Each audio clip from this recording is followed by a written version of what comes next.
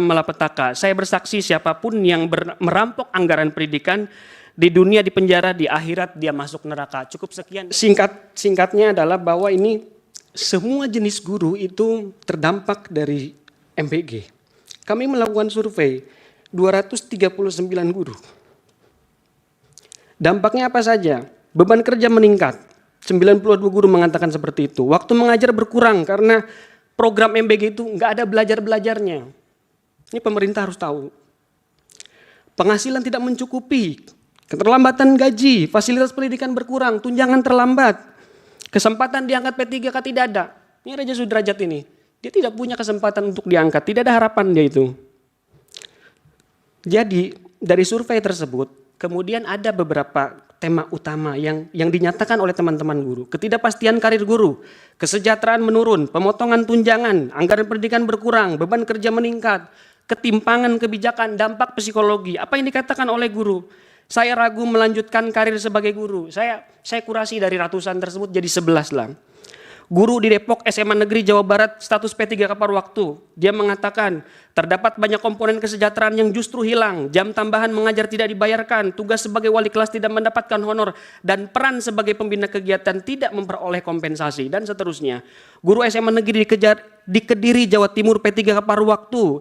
Mungkin Pak Hakim bisa melihat nama aslinya, tidak saya sampaikan di sini. Alokasi dana pendidikan untuk kesejahteraan dan masa depan guru dalam beberapa tahun terakhir ini dan utamanya tahun ini semakin mencekik secara psikologis. Maaf, ini kata-katanya begini.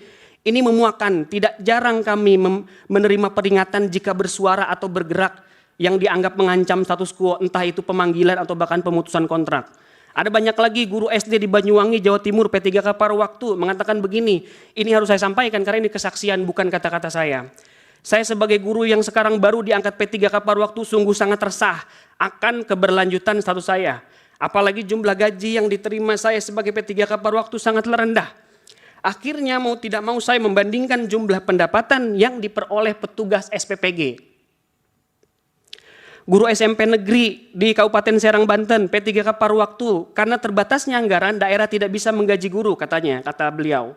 Khususnya sebagaimana mestinya, karena anggaran daerah dipotong langsung oleh pusat yang seharusnya bisa membayar gaji P3K paruh waktu. Karena anggaran dikurangi jadi tidak terbayar seperti seharusnya. Rokan Hulu SMP negeri Riau, P3K paruh waktu, saya guru P3K paruh waktu yang terdampak formasi 0 dari lulusan PPG Prajabatan. Semenjak saya dilantik pada Desember 2025 sampai hari ini Maret 2026 saya belum mendapatkan gaji sepeser pun. Alih-alih mendapatkan sertifikasi gaji saya terlambat dibayarkan. Lalu SD Negeri Tulung Agung, Jawa Timur status P3K paruh waktu, dengan adanya MBG gaji kami sangat minim. Proses pembelajaran tidak kondusif karena anak-anak jadi fokus ke MBG, sekolah saya sarana prasarana juga perlu diperbaiki tetapi belum terrealisasi. Ada masih banyak lagi, ada SD negeri di Bandung Barat, Jawa Timur, ada SMP negeri Kediri, Jawa Timur, ada SMP negeri di Sumedang yang mengatakan bulan November saya diangkat menjadi P3K paruh waktu yang sampai saat ini belum jelas kesejahteraannya karena anggaran daerah tidak mencukupi. Majelis Hakim, saya lanjutkan. Mayoritas responden, teman-teman yang mengisi, bercerita, mengirim pesan kepada saya, menyatakan bahwa pelaksanaan program makan bergizi gratis berdampak pada terganggunya kegiatan belajar mengajar di sekolah. Dampak yang paling banyak disebut adalah berkurangnya jam efektif karena proses distribusi, pengambilan, pengembalian wadah yang ini bertentangan sekali dengan undang-undang guru dan dosen, seringkali berlangsung pada saat jam pelajaran. Selain itu, ini perlu diketahui juga oleh pemerintah, banyak juga yang menyampaikan bahwa program ini menambah beban guru karena mereka harus terlibat langsung dalam proses pembagian makanan, menghitung jumlah paket, hingga memastikan pembagian wadah makanan. Waktu istirahat pun tidak ada, waktu persiapan mengajar menjadi berkurang. Sebagian juga menyoroti kualitas makanan, karena menu di sini dianggap tidak baik, menyebabkan banyak makanan tidak dikonsumsi oleh siswa. Majelis Hakim yang mulia, upaya yang kami lakukan secara konstitusional ini adalah upaya yang paling mendasar, jika boleh menyebut upaya terakhir. Karena akses untuk mengevaluasi agar anggaran kesejahteraan guru dalam anggaran pendidikan tidak diambil oleh MBG, tidak ada salurannya. Jujur saja, kami mau melapor ke polisi, polisi punya dapur SPPG. Kami mau melapor kepada Tentara Nasional Indonesia, tentara punya dapur SPPG. Kami mau melapor ke DPR RI, Anggota DPR banyak yang punya dapur SPPG. Jadi emang ini jalan terakhir untuk kami mengadu. Kepada siapa lagi? Kepada konstitusi lah kami berharap. Ya, kalau nggak punya dapur ya. Majelis Hakim yang mulia, saya sadar kedudukan saya sebagai saksi. Saya menyaksikan, melihat, membaca, menerima laporan-laporan dari para guru. Karena saya guru sejarah, saya juga merasa perlu mencari jawaban di masa lalu. Misalkan. Ya, waktunya sudah cukup. Nanti. Yes, mungkin terakhir.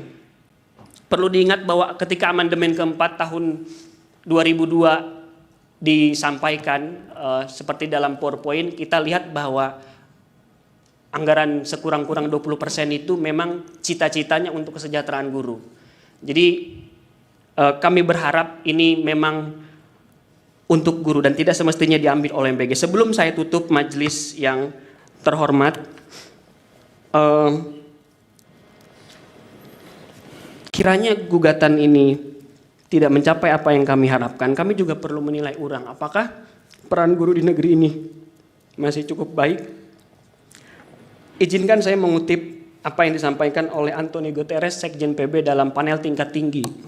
Jika ini memang adalah konstitusi yang baik, di tengah periode perubahan dramatis seperti krisis iklim dan perubahan revolusi digital dan meningkatnya kesenjangan, kita semua harus mendukung guru sebagaimana guru mendukung kita semua. Sekali lagi Majelis Hakim, kami para guru di sini hadir untuk memberikan peringatan dan kesaksian bahwa kita sudah sampai kepada masa kebodohan merajalela. Ketika MBG dibela, keracunan dianggap biasa, mempertontonkan keserakahan dan membiarkan negeri ini dalam malapetaka. Saya bersaksi siapapun yang merampok anggaran pendidikan di dunia di penjara, di akhirat dia masuk neraka. Cukup sekian dari saya, Iman Janatul Hairi. Wallahul muwaffiq ila aqwamit thoriq. Assalamualaikum warahmatullahi wabarakatuh. Waalaikumsalam.